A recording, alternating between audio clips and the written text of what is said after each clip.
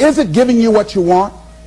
Is it giving you what you want? When you look toward the future, when you look at all that's going on out here, is there some place within yourself you say, hey, I know I need to be out there in that arena. I know I can do more than what I've been doing. I know there's some great music that I have within me that I haven't brought out here yet. Is that something that you begin to look at within yourself? See, I say if you look at your life, and if you're not getting what you want, you owe it to yourself to do something differently. If you're on a job, 85% they say of Americans go to jobs that they're unhappy. If you're doing something 8 hours a day that you don't like, it's not giving you what you want, it's not giving you a strong feeling of satisfaction and fulfillment, you're miserable, you hate to go there, you're depressed just thinking about it, you sing the "Thank God It's Friday" song every week. If that's what it is, you owe it to yourself to start strategically working to change directions. See, but you know what most people will do? Most people will resist change. Most people will fight change as if change would be worse than what they're experiencing. See, they know this. They're familiar with this. Most people will not challenge the unknown. They won't just step out there. See, there's certain things that's got to be in place. They got to see it all together. And life isn't like that. That's not how you grow. So as you look at your life, you're saying, I'm not getting what I want.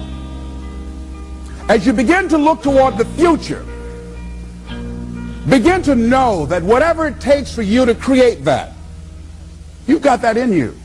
You've got that. You've got genius in you. You've got goodness in you. You've got creativeness in you. If you decide to take the initiative to change the current quality of your life, I say to you that you will find that the universe is on your side, that life is on your side. Now, will it be turbulent? Yes. Will it be easy? No, no. Will you have some opposition? Yes. Will I make a lot of mistakes? Yes. Will I get hurt? Yes. Yes. See, a lot of people won't try anything different in life because they don't want to get hurt. Let me tell you something. It's too much pain to duck. Pain is everywhere. You can hide under here. It will come where you are. It's everywhere. Viktor Frankl calls it unavoidable suffering. You can't duck it. But most people spend their life not wanting to deal with the pain of rejection, the pain of defeat, the pain of being disappointed, the pain of losing, the pain of failure, the pain of being criticized, the pain of not being liked, the pain. That's called life. Life is full of pain. It's everywhere. But guess what?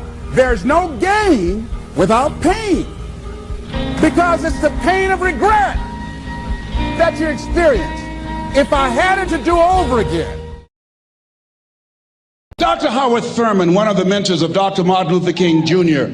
and Albert Schweitzer and Mahatma Gandhi, he was a very brilliant writer. He wrote some things that really grabbed me. He wrote, "Deep is the hunger, the voice of the genuine, the centering moment." During the time after receiving 238 radiation seed implants, I was reflecting on his words, and these words kept me up that night. He said, the ideal situation for a man or woman to die is to have family members praying with them as they cross over.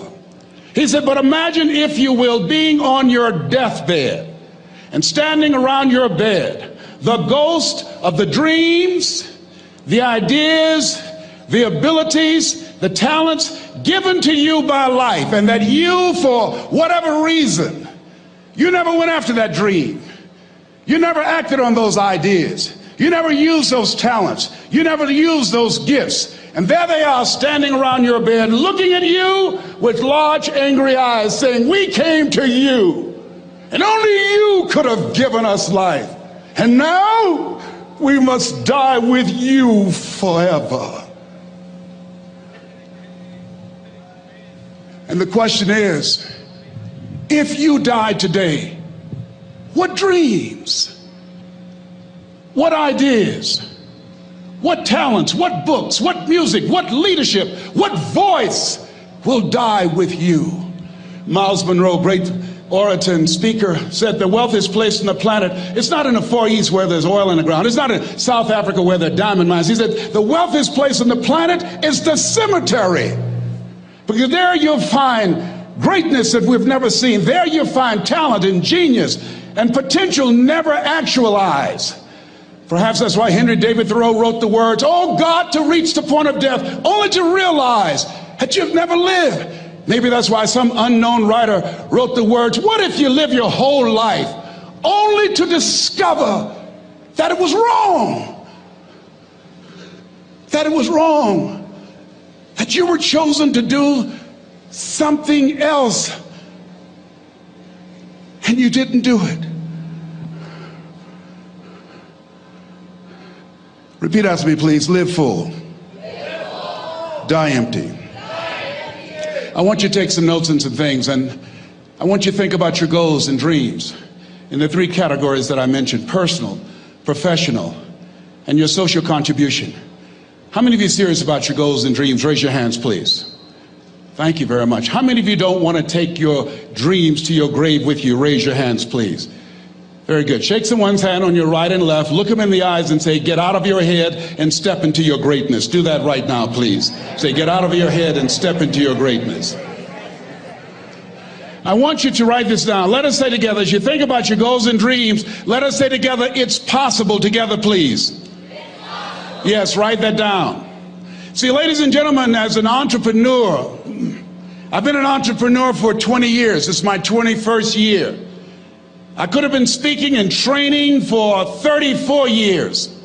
But for 14 years, I was living in my head. For 14 years, I stopped myself. For 14 years, I used to go see Zig Ziglar, that I considered the #1 motivational speaker on the planet. Zig Ziglar and Tony Robbins, they're the best on the planet.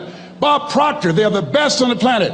Jack Canfield, Mark Victor Hansen, T. Harv Eckert. I would go and see them, and then I would leave, and my conversation with myself was, my heart would say, "I can do that." And then my mind would ask, how? How would you do that, Les Brown? See, when I was in the 5th grade, I was identified as EMR, labeled educable, mentally retarded. Put back from the 5th grade to the 4th grade. I failed again when I was in the 8th grade.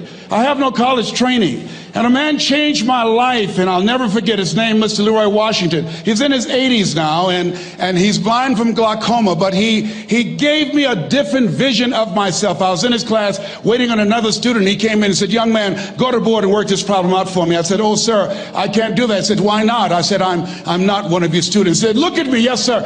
Go to the board and work the problem out anyhow." I said, "Sir, I can't do that." He said, "Why?" I said, "Sir, because I'm educable, mentally retarded, sir. I'm in special education." And the students started laughing. They said, "That's Leslie. That's not Wesley. He's DT. Wesley is the smart twin." He said, "What does DT stand for?" I said, I'm the dumb twin, sir."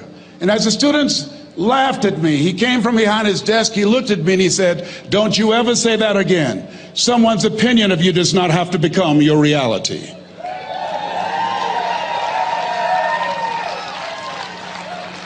On one hand, I was humiliated, but on the other hand, I was liberated, because he looked at me with the eyes of Goethe, who said, "Look at a man the way that he is, he only becomes worse. But look at him as if he were what he could be, then he becomes what he should be." And so we developed a relationship. And one of the things that I can just tell you as you think about your goals and dreams, all of us can say in a spirit of integrity that it's possible. That if anybody at any point in time lived their dream, then it's possible that I can live mine. And what I did was, I made a mistake. I looked at my goals and dreams, and my mind said, "How will you do that?" I went from my heart to my mind, and I stayed up there for 14 years. 14 years. I can't bring those 14 years back. Those years are gone. And I've made a mission in my life to help people to stop putting it off and procrastinating. How many ever thought about something you wanted to do and you procrastinated, you talked yourself out of it? Raise your hand, please. There's a proverb that says, if there's no enemy within, the enemy outside can do us no harm. And so, as you look at your goals and dreams, every day we must convince ourselves, we must sell ourselves on that it's possible. Every seminar, every workshop, every book that I've ever read, every speaker that I've ever heard, it interrupted what I was believing about myself. Everything that you do, everything matters. As you go through each day, I know now as I look back at age 63, looking at my life, everything matters. T. Harv is right. How you do anything is how you do everything. And I realized that the choices I was making was based upon how I saw myself. Let us say together, it's necessary. Write that down. It's necessary as you look at your goals and your dreams, it's necessary that you have a strategy and a game plan to change the story that you believe about yourself. And that's an ongoing process. I've discovered, and many people have, that what we do, what we accomplish, what we produce is a result of the story we believe about ourselves. My favorite book says, be ye not conformed to this world, be ye transformed by the renewing of your mind. And so as I began to work on myself, I realized that I'm getting out of one story and stepping into another story. As I become aware of some things, there's still some things I'm not aware of. So I'm still growing, I'm still developing.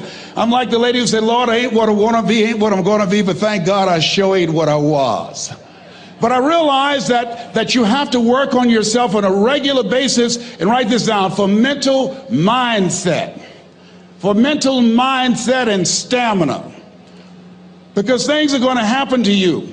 I believe that the reason that most people go to their graves with their talents and abilities and skills in them is because of the fact, number one, many are like me. They didn't know that they didn't know and thought they knew. I thought I knew myself, and I really didn't know myself as well as I thought. I've discovered that sometimes people can take you to a place within yourself that you can't go by yourself. The other reason is I was afraid. I never worked for a major corporation. I wanted to speak for corporations. I was afraid I would be exposed because I don't have a college education. I felt inferior because of the fact that I don't have a college education. I allowed that level of fear of failure to stop me. And because I never had any experience in it, I assumed that I could not do it. I was paralyzing myself by believing and assuming the limited part of myself as opposed to believing that I had something special. You have something special. There's something you want to do. Because you don't know how to do it doesn't mean that you can't learn. I like something that I heard. You don't have to be great to get started, but you have to get started to be great. Repeat after me, please. Leap and grow your wings on the way down. See, the people that will live their dreams, the 2% that will do that, these are, and write this down, become a risk taker. They're risk takers. They don't mind failing. They don't mind making mistakes. They're willing to take life on, take life in the collar. Viscott said, if you're not willing to risk, you cannot grow. And if you cannot grow, you cannot become your best. And if you cannot become your best, you can't be happy. And if you can't be happy, then what else is there? I like